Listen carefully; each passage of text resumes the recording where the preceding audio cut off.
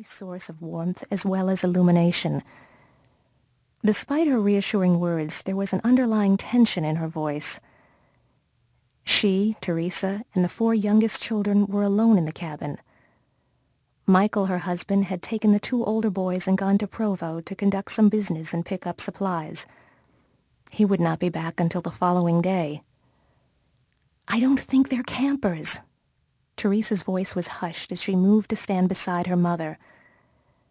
The cabin was small, 2 rooms on the ground floor with a sleeping loft above. She stood almost in the center of the large front room, which suddenly seemed alive with shadows, her hands clenching into fists at her sides. Terror, raw and primitive, rose like bile in her throat. Teresa didn't know how she knew who was out there. She just knew.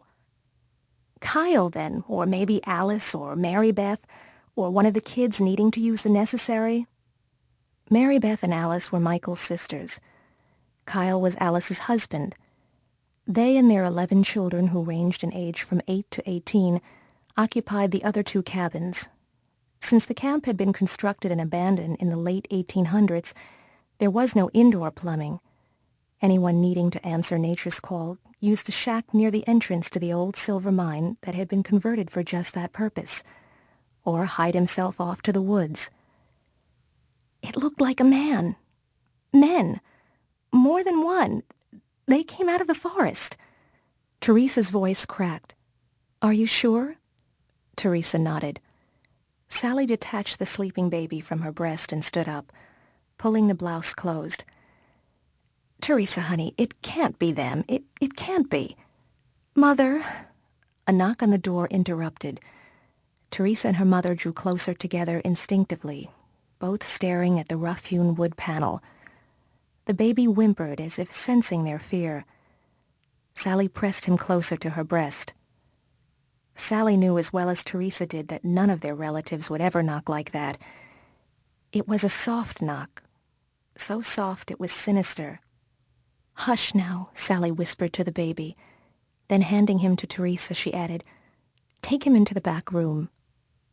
The instructions scared Teresa.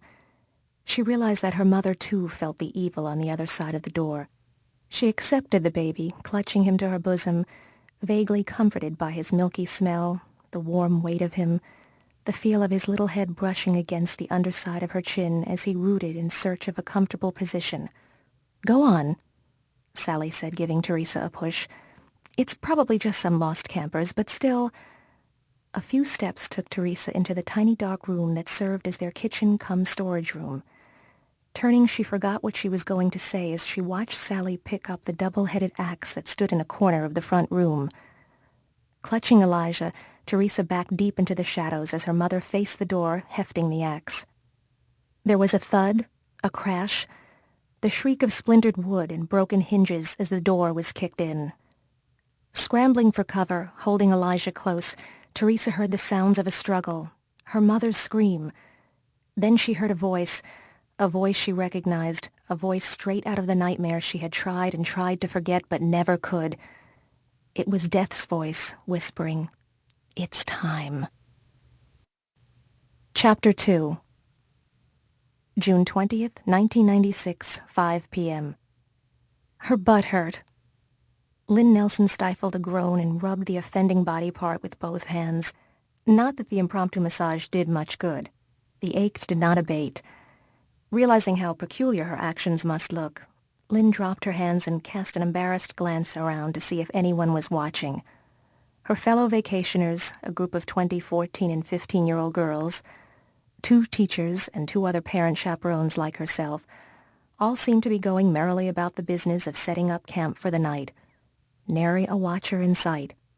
Nor a fellow butt-rubber, either. Did they all have buns of steel? Apparently. No one else seemed to be walking around as if she had a corncob shoved up where the sun don't shine. No one else even limped. "Did you find what was bothering him yet?" The speaker was a wiry 20-something pony wrangler whose name Lynn thought was Tim.